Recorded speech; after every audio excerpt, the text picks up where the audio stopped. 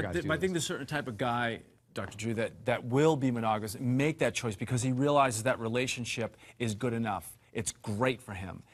Unfortunately, you can't stockpile sexual moments. You can't stockpile those experiences, so they're always looking for more. And, most importantly, they have this voice in their head that's this fear voice that's telling them, you know, you're not going to be rich forever. You're not going to be famous forever. You're not going to be young forever. Okay, well, let's get some callers. I want to hear what our callers have to say about this. I actually agree with you. I think that's it. But when I hear that, I think it's pathetic. That's because you're a monogamous married man. But I'm single. I know what it's like out there. I'm on the front line. Let's get to callers. Let's go. Jeannie in California. Jeannie, it is. What's up there, Jeannie? You tell your opinion about this, or you have a question? Hi there, Dr. Drew. Hi, I have a question. Yeah. So in general, when men cheat, are they doing it with the intention of sabotaging their relationship and having their significant other find out? Or are they really just trying to stay on the fly and get away with it as much as they can? Because it doesn't seem like guys try very hard to cover it up. For the most part, Steve is smiling broadly at this one. For the most part, I'll answer first. You tell me if you agree with me. For the most part, they're just trying to get away with it. For the most part. Women, in my experience, when they cheat will often, not often, sometimes be trying to sabotage a relationship. I've not seen men do that very often. They cheat because they just can.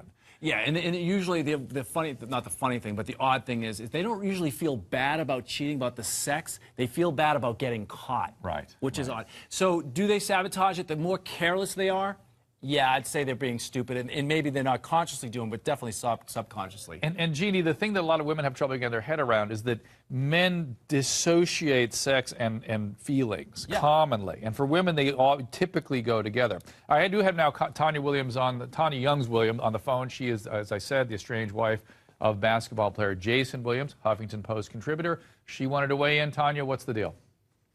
How are you doing, Dr. Drew? There you are. My position, my position is somewhat consistent to what I hear. Is that a lot of times gentlemen do cheat because they can, but we have to understand the more powerful the man is, the more likely he is to think he can get away with it because he has enablers and protectors who are helping him get away with cheating. And he's had yes men telling him yes ever since he's become successful and powerful. So it's well, Tanya, I'll say. I want to say something else, which is something that Steve brought up, which is that these guys became powerful so they could do this stuff because they didn't do this when they were younger and should have, right? Yeah. So it's not even just the... I disagree wholeheartedly, and I talked to a lot of gentlemen. A lot of men have been cheating for a very long time. The more powerful they get, the more people around them are protecting them, it seems to get easier. But when you look at John Edwards, the problem is his cheating has devastated so many people's lives. So it's just not the sex. It's just not getting caught. It's that he has, for the most part, devastated lives based on the triple effect of him cheating. Go ahead, Steve. I don't say imagine this guy was going to be a president. Man, he's lying to the whole country. Yeah. This is how far men will go to cheat. They'll lie to the entire world about what they're doing. Yeah, his ego, first of all, those people you're talking about, the enablers, are sycophants. They're yes people. And let me tell you something. We've seen 1 million celebrities go down the drain because they have no one standing by saying, no, this is wrong. So we don't have to fix them. The universe, the life will fix them itself. Yeah. Well, that's true. That's true. And the thing about these guys cheating, they're powerful, and they want to feel like, you know what, this is another way to bolster my ego. So we don't have to be part of that. That's all. Are you maturing? Excuse me, Dr. Drew.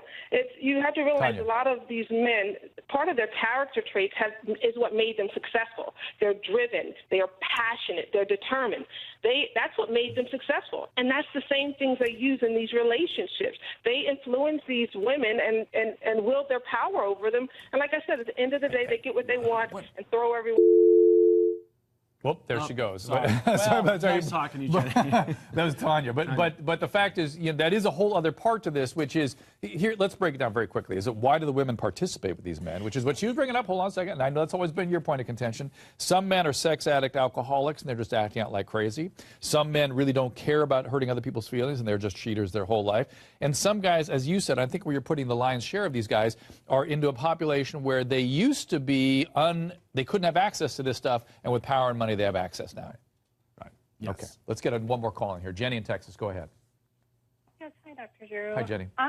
My question is this less about monogamy and more about this heightened sense of self-entitlement?